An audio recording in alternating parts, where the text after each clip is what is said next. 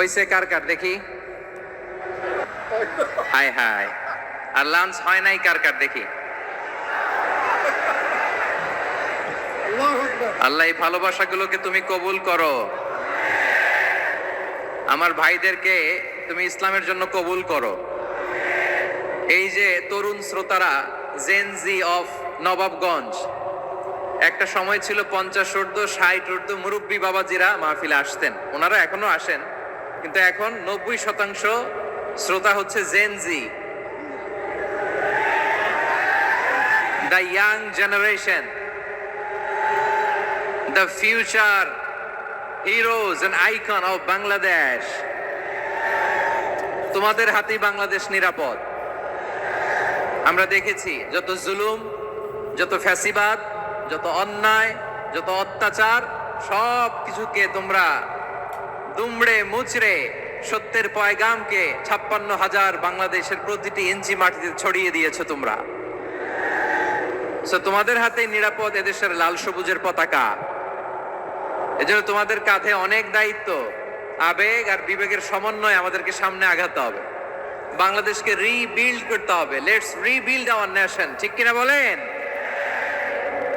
এই জন্য পরিশ্রমী হইতে হবে, কেরিয়ার গঠন করতে হবে, দেশের জন্য কাজ করতে হবে। পরিশ্রমে লজ্জা নেই, লজ্জা অলসতায়, ঠিক কিনা? পরিশ্রম করলে যে গা থেকে ঘাম ঝরে, এখানে যে লোনা পানি ঝরে, এই লোনা পানিতে জন্মায় সফলতার বীজ। আমার বারুয়াখালীর যুবক শ্রেণী, যুবক ভাইরা, পরিশ্রমী হইতে হবে। ফ্যামিলির জন্য, নিজের জন্য, দেশের জন্য আমাদের কাজ করতে হবে। রাজি আছি তো সবাই?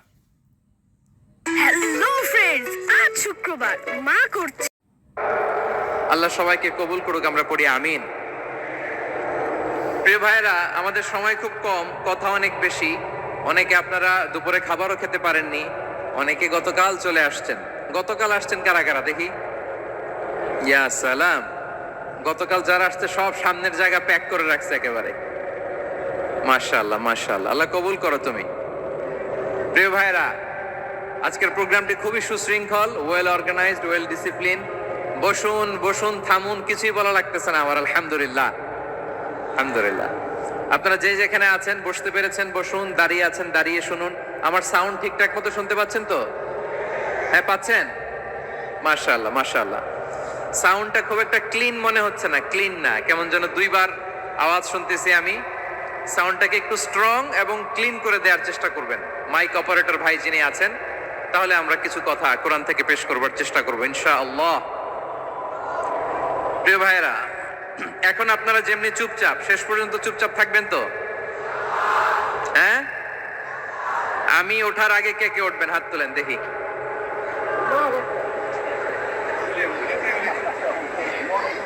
আমি ওঠার আগে কেউ উঠবেন? সত্যি তো? মনে থাকবে? একসাথে আমরা বিদায় নিব, আওয়াজ করে পড়ুন ইনশাআল্লাহ। সম্মানিত সুধী, মাইক অপারেটর ভাইকে আমার কথা শুনতে পাইছেন? যদি শুনতে পেয়ে থাকেন, মেহেরবানি করে সাউন্ডটা একটু স্ট্রং করতে হবে, স্ট্রং মজবুত করতে হবে এবং ক্লিন করতে হবে। মেহেরবানি করে আপনি একটু ট্রাই করেন, আমরা আগাচ্ছি।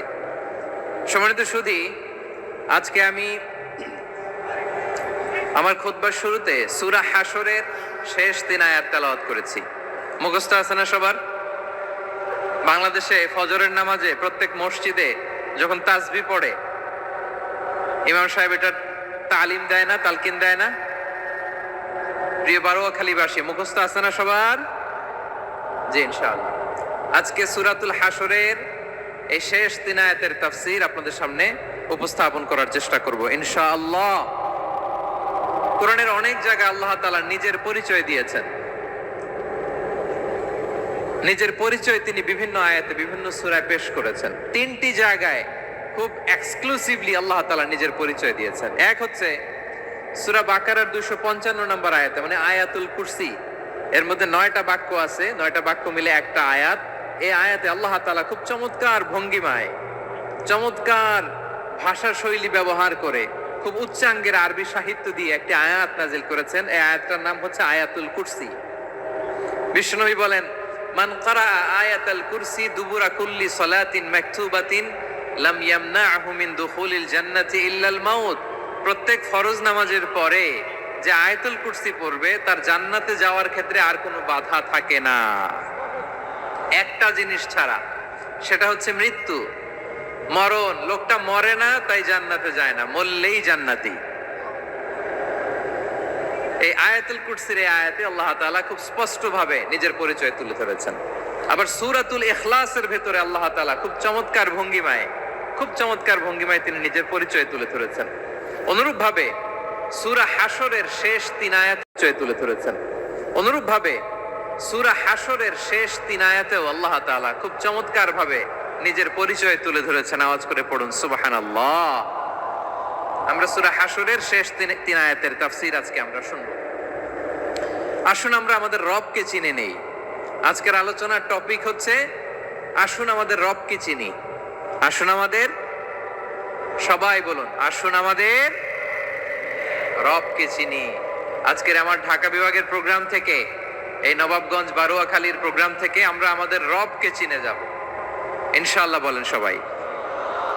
সূরা হাশরের শেষ 3 আয়াতের একটা বিশেষ ফজিলত আছে, এটা আপনারা পড়বেন। কি ফজিলত? বিষ্ণু ঈসা ইসলাম বলেন, মান ক্বালা হিনা ইউসবিহু সালাসা মাররাতিন আউযু বিল্লাহিস সামিউল আলিম মিনাশ শাইতানির রাজীম সুম্মা ক্বারা সালাসা আয়াতিন মিন আখিরি সূরাতিল হাশরি ওয়াক্কালাল্লাহু বিহি ৭০,০০০ মালাকিন ইউসাল্লুনা আলাইহি ওয়া ইন মাতা ফি যালিকাল ইয়াউমি মাতা শাহীদান। বিশ্বনবী মুহাম্মদুর রাসূলুল্লাহ সাল্লাল্লাহু আলাইহি ওয়াসাল্লাম ইরশাদ করেন, যে ব্যক্তি সকাল বেলা 3 বার তেলাওয়াত করবে আউযু বিল্লাহিস সামিউল আলিম মিনাশ শাইতানির রাজীম, এরপরে সূরা হাশরের শেষ 3টি আয়াত তেলাওয়াত করবে, রব্বুল আলামিন ওই ব্যক্তির জন্য ৭০,০০০ ফেরেশতা নিয়োগ দিবেন যারা সারা দিন ওই লোকের জন্য মাগফিরাতের দোয়া করবে।